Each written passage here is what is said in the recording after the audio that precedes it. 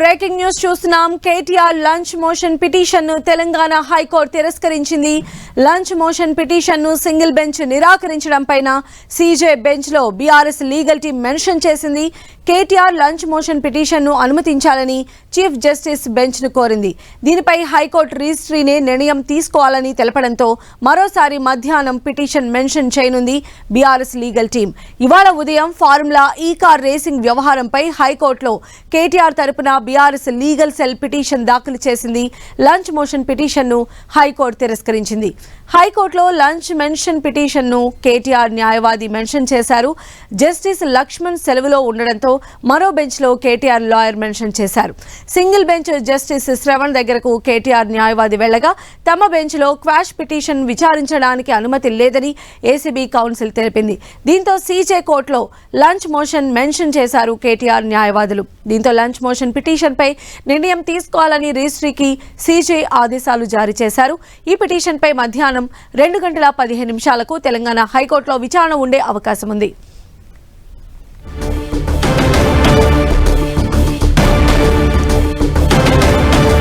Formula ఈ car racing కి సంబంధించి లంచ్ మోషన్ పిటిషన్ దాఖలు చేశారు.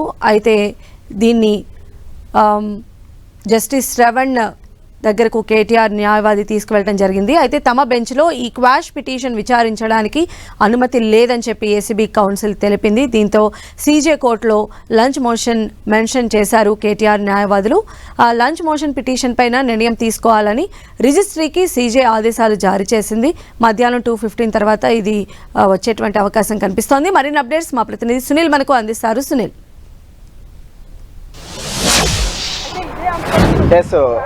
ఈ ఫార్ములా కార్ రేస్ కేసులో ఇప్పటికే మాజీ మంత్రి బీఆర్ఎస్ వర్కింగ్ ప్రెసిడెంట్ కేటీఆర్ పై ఏసీబీ అధికారులు కేసు నమోదు చేశారు. ఈ కేసుని ఛాలెంజ్ చేస్తూ ఈరోజు కేటీఆర్ హైకోర్టులో లంచ్ మోషన్ పిటిషన్ దాఖలు చేశారు. మొదటగా ఈ కేసులు మొత్తం కూడా అంటే ఎంపీ ఎమ్మెల్యేలు రాజకీయ ప్రముఖులకు సంబంధించిన కేసులు మొత్తం కూడా జస్టిస్ లక్ష్మణ్ బెంచ్ విచారిస్తుంది. కానీ ఈరోజు జస్టిస్ లక్ష్మణ్ ఈరోజు సెలవులో ఉండడంతో మరొక బెంచ్ అంటే జస్టిస్ శ్రావణ్ బెంచ్లో మెన్షన్ చేయడం జరిగింది. కానీ శ్రావణ్ బెంచ్లో మెన్షన్ చేయడానికి వీలేదంటూ కూడా అటు ఏసీబీ స్టాండింగ్ కౌన్సిల్ తమ వాదనలు పెంచారు. ఇక దీంతో సింగిల్ బెంచ్ నిరాకరించడంతో వెంటనే division bench chief justice Alok Aradhe bench లో మరొకసారి మెన్షన్ చేశారు. అయితే ఈ మెన్షన్ చేసిన తర్వాత ఇది రిజిస్టర్ కి చీఫ్ జస్టిస్ రిజిస్టర్ కి పంపారు.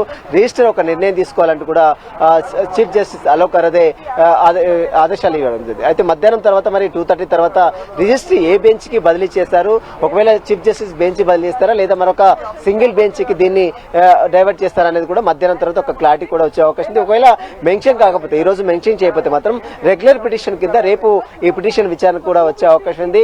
2:15 కి అంటే 2:15 ప్రాంతంలో ఏ బెంచ్ కి వస్తుంది కేటీఆర్ పిటిషన్ అలా అవుతుందా లేదా అనేది కూడా 2:30 తర్వాత పూర్తి క్లారిటీ కూడా వచ్చే అవకాశం ఉంది. మరోవైపు ఏసీబీ అధికారులు కూడా ఇప్పటికే ఏసీబీ కార్యాలయానికి రావడం ఈ రోజు కంప్లైంట్ చేసినటువంటి దానకిషోర్ స్టేట్మెంట్ కూడా నమోదు చేసుకుంటారు. మరోవైపు హెచ్ఎండిఏకి సంబంధించిన కార్యాలయంలో నిధులు ఏ విధంగా బదిలీ అయ్యాయి, ఏ బ్యాంక్ నుంచి ఎక్కడ బదిలీ అయ్యాయి, అదే ఎలక్షన్స్ కోడ్ ఉన్నటువంటి సమయంలో నిధులు ఎక్కడ వీళ్ళు డైవర్ట్ చేశారు, వీటన్నిటికి సంబంధించిన అంశాలపై కూడా ఏసీబీ అధికారులు కులంకషంగా అన్ని ఆధారాలు కూడా సేకరిస్తున్నారు. దీనికి సంబంధించిన దాంట్లో మరి కోర్టు నిర్ణయం తర్వాత దీనికి సంబంధించిన విషయంలో కేటీఆర్ పై కూడా ఒక పూర్తి నిర్ణయం కూడా ఏసీబీ అధికారులు తీసుకునే అవకాశం. ఒకవేళ ఇప్పుడు రిజిస్ట్రీని డెసిషన్ తీసుకోవాలని చెప్పి ఇప్పటికే సీజే ఆదేశించడం జరిగింది. ఒకవేళ మధ్యాహ్నం తర్వాత దీన్ని స్వీకరించకపోయినట్లయితే ఎలాంటి పరిణామాలు చోటు చేసుకునే అవకాశం ఉంటుంది? ఒకవేళ స్వీకరించినట్లయితే తదుపరి హియరింగ్స్ ఎప్పుడు ఉండొచ్చు? ఒకవేళ రిజిస్ట్రీకి ఈరోజు చీఫ్ జస్టిస్ అలోక్ అరదే ఒక నిర్ణయం తీసుకోవాలని రిజిస్ట్రీకి పంపాడు కాబట్టి రిజిస్ట్రీ ఏదో ఒక బెంచ్ కి బదిలీ చేసే అవకాశం ఉంది. ఒకవేళ బదిలీ చేయకపోతే పిటిషన్ ని మెన్షన్ చేయకపోతే అంటే ఎమర్జెన్సీ పరిలోకి తీసుకోకపోతే మాత్రం ఖచ్చితంగా దీన్ని రెగ్యులర్ పిటిషన్ కింద అంటే మళ్ళీ ఈ రోజు మెన్షన్ చేస్తే రేపు నెమ్మరింగే రేపు ఎల్లుండి కానీ రేపు మధ్యాహ్నం వరకు కూడా బెంచ్ ముందు మరొక బెంచ్ కి ఈ యొక్క బదిలీ అయ్యే అవకాశం ఉంది. కాబట్టి ఖచ్చితంగా ఈ రోజు ఒకవేళ మెన్షన్ రిజిస్ట్రీ ఇంకా ఒక బెంచ్ కి మరొక బెంచ్ కి బదిలీ చేయకపోతే రెగ్యులర్ గా మరొకసారి చీఫ్ జస్టిస్ బెంచ్ ముందు వారు మెన్షన్ చేసే అవకాశం ఉందని చాలా స్పష్టంగా అర్థమవుతుంది. ఇక మరోవైపు హైకోర్టులో ఇప్పటికే ఆశ్రయించారు కాబట్టి లీగల్ గా కూడా అటు ఏసీబీ అధికారులు ఛాలెంజ్ ఎదుర్కొనేందుకు అన్ని ఎవిడెన్స్ కూడా కలెక్ట్ చేసుకున్నారు. వారు అటు తమ వాదనలు కూడా వినిపించేందుకు ఇప్పటికే అటు స్టాండింగ్ కౌన్సిల్ కావచ్చు, అటు అడ్వకేట్ జనరల్ కి సంబంధించిన దాంట్లో కూడా అన్ని ఆధారాలు కూడా ఇప్పటికే ఏసీబీ అధికారులు ఏజీకి ఇవ్వడం జరిగింది. మొత్తం మీద ఏసీబీ అధికారులు మాత్రం చాలా సీరియస్ గా కులంకషంగా అన్ని ఆధారాలను కూడా సేకరిస్తారు. మరోవైపు ఎక్కడెక్కడ వీరి నిధులు బదిలయ్యాయి, ఎవరెవరికి బదిలీ చేశారు, ఆర్బీఐ నిబంధనలు ఏంటి, మరోవైపు కేబినెట్ అప్రూవల్ ఉందా లేదా, ఫైనాన్షియల్ డిపార్ట్మెంట్ అప్రూవల్ ఉందా లేదా, వీటి అన్నిటి అంశాలకు సంబంధించిన దాంట్లో కూడా ఏసీబీ అధికారులు కులంకషంగా అన్ని ఆధారాలు కూడా సేకరిస్తున్నారు.